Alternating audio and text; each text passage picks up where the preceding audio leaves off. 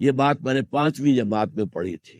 علامہ اقبال کی نظم شکوہ جواب شکوہ میں نے پڑھی، بانگ درا مجھے میرے بڑے بھائی صاحب نے بھیجی تھی۔ ایک شعر تو وہ ہے بانگ درا کا جو میرے تحت الشعور میں کہیں چپک گیا تھا اور میری پوری زندگی کو اس نے ایک رخ پر ڈالا ہے۔ وہ زمانے میں معزز تھے مسلمان ہو کر اور تم خار ہوئے تاریک قرآن ہو کر۔ دیکھیے یہ بات صرف اقبال نے نہیں کہی، وہ داڑھی مڈا تھا، عالم تو نہیں تھا۔ یہی بات کہی 14ویں صدی کے مجدد اعظم شیخ الہند مولانا محمود حسن اسیر مالٹا۔ 4 سال کی اسیری کے بعد جب رہائی پا کر آئے تھے 1920 میں، اور رہائی کیوں ملی تھی کہ ٹی بی 3rd سٹیج کو پہنچ گئی تھی۔ انگریز ڈرتا تھا کہ اگر ہماری اسیری ہی کے اندر کہیں انتقال ہو گیا تو کہیں طوفان اٹھ جائے، لہذا چھوڑ دیا۔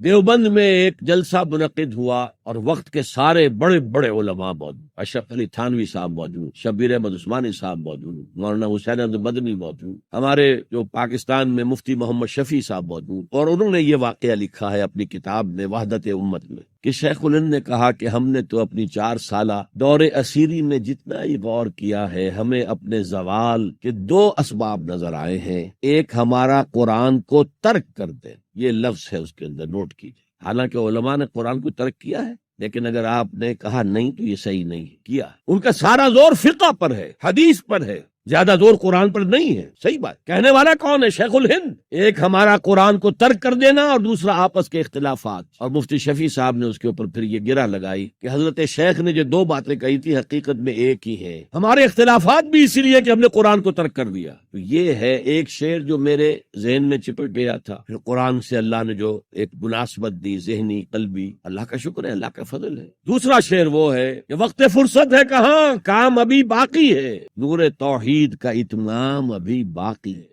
پورے کرہ ارضی جب تک کہ توحید سے جلوگر نہ ہو جائے اور اسلام کا ڈنکا نہ بج جائے، اس وقت تک حضور کا مشن مکمل نہیں۔ حضور حوالے کر کے گئے تھے امت۔ خطبہ حجۃ الوداع میں آپ نے سوال کیا الا هل بلغت، اور 1.25 لاکھ کے مجمع نے جواب دیا انا نشهد انک قد بلغت الرسالۃ وادیت الامانۃ ونصحت الامۃ وکشفت الغمۃ۔ ہاں حضور ہم گواہ ہیں، آپ نے حق رسالت ادا کر دیا، حق امانت ادا کر دیا، مسلمانوں کی خیر خواہی کا حق ادا کر دیا، امت کی خیر خواہی کا، اور گمراہی کے پردے چاک کر دیے۔ 3 دفعہ حضور نے سوال کیا، 3 دفعہ جواب دے کر پھر آسمان کی طرف نگاہ اٹھائی اور انگشت شہادت سے اشارہ کیا اور پھر لوگوں کی طرف اللہم اشہد اللہم اشہد اللہم اشہد، اے اللہ تو بھی گواہ رہے، یہ مان رہے ہیں کہ میں نے پہنچا دیا۔ اسے میں کہا کرتا ہوں سائی آف ریلیف۔